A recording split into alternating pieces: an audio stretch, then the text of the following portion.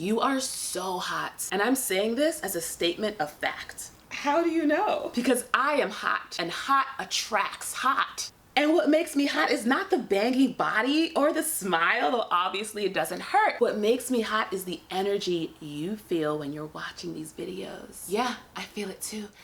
So you're gonna teach me how to be hot? Exactly. So what makes people attractive? Yes, the physical beauty is fantastic, but we know what it's like to be around people who have physical beauty and we don't actually like want to stay in their company for that long, right? So it's not simply just about the cheekbones, just about them big old titties, no.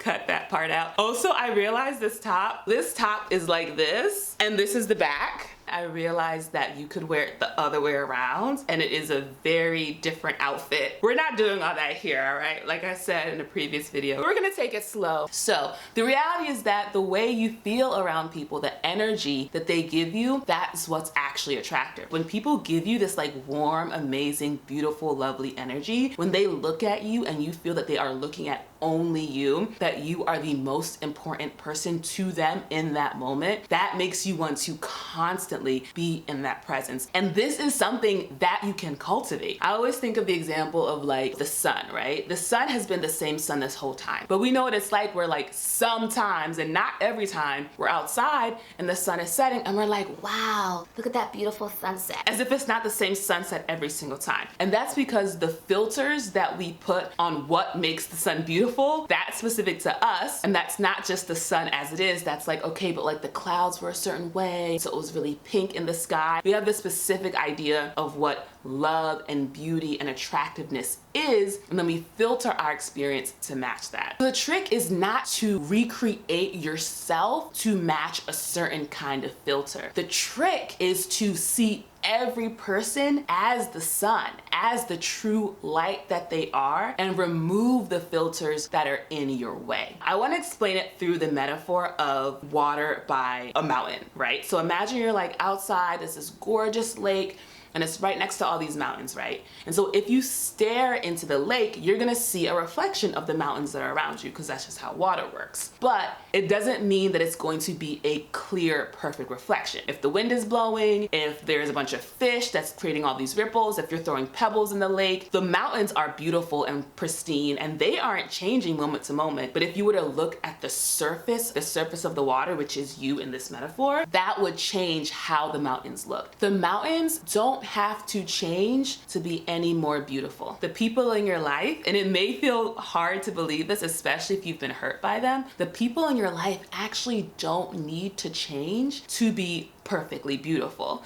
God made all of us, and if you don't believe in God, feel free to click off. I won't be offended. You are perfectly made as you are. When we think other people aren't perfectly made as they are, we are thinking the same things about ourselves. We're literally taking the same judgments and the same fears and the same things that we don't love about ourselves, and we are externalizing them, and we're saying that person over there is ugly and not deserving of love. And that feels very extreme if you're someone who holds strong opinions about the outside world, because it means you have to take a lot of responsibility for your experience and for what you're seeing. Because we know there are some people who are able to live their life and be in peace and be in grace and be in kindness and be in compassion and be in love, and they're in the exact same world as the rest of us, right? So there is a way you can become this mirror for the beauty that's around you. And when you become that perfect mirror, people want to be around you. People become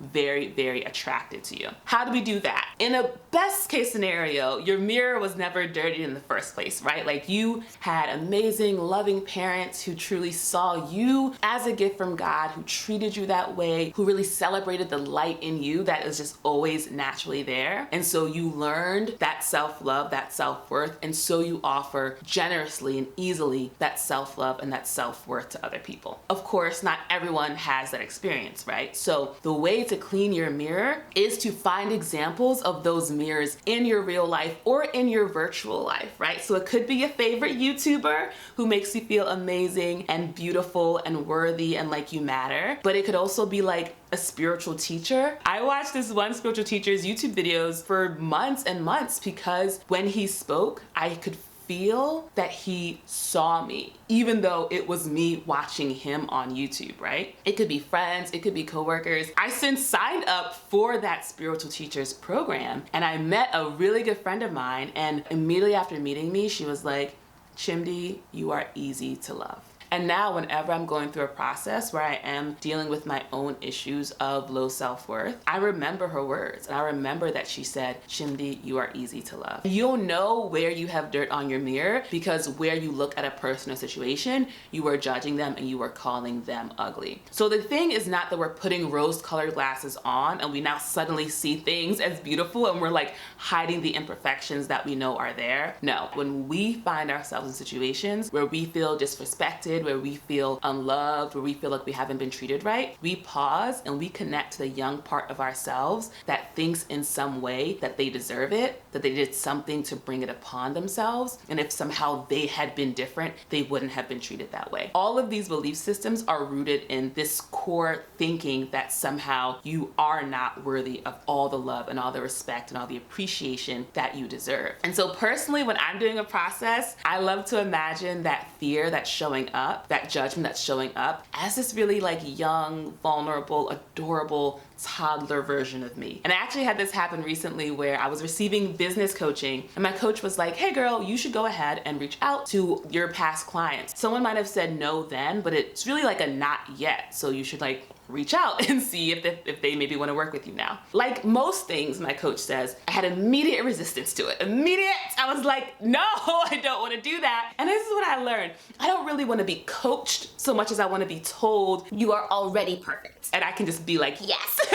and I will pay you. But I know, of course, that that resistance is a signpost telling me like, hey girl, there's some fear here. And so I settle in and I like turn to adorable toddler Chimdi and I'm like, Girl, what's wrong? Why are you scared to reach out to these people? and what adorable toddler young Chimdi said was, they already don't see my worth. They already don't think what I have to offer is valuable. Why would I go back to them and try to convince them of a worth that they don't see? Because I don't understand how they can't see it. That process helped me understand, of course, that it wasn't about the coaching clients and it wasn't even about the present day. It was about old stuff. It was about young stuff that I hadn't met and that I hadn't processed. And so, of course, I wept and wept and wept and it was beautiful. And then I found myself able to then reach out to these clients, and instead of doing it from this like fearful, scared, lacking, scarce place of like, will you sign up for my thing?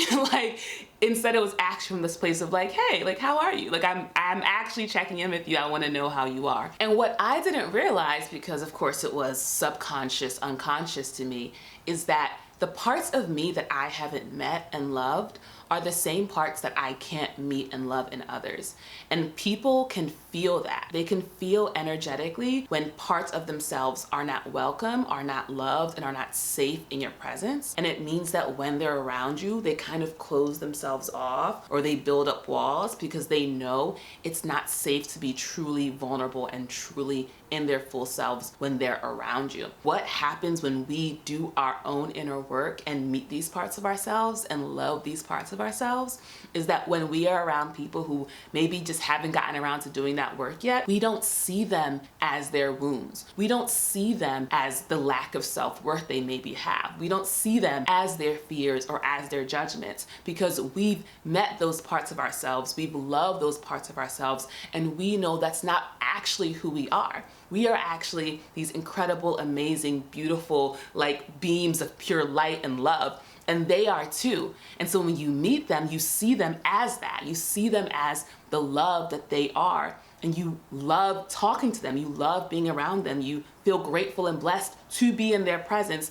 And that's what they feel. They feel that energy of like, wow, this person, they just met me, but I can tell they love me. And we all want to be loved because we are all easy to love. So that's the secret to becoming attractive. You become the perfect mirror. And when everyone finds you attractive, you can have anyone you want. Stop flirting with me, Chimdi. Never.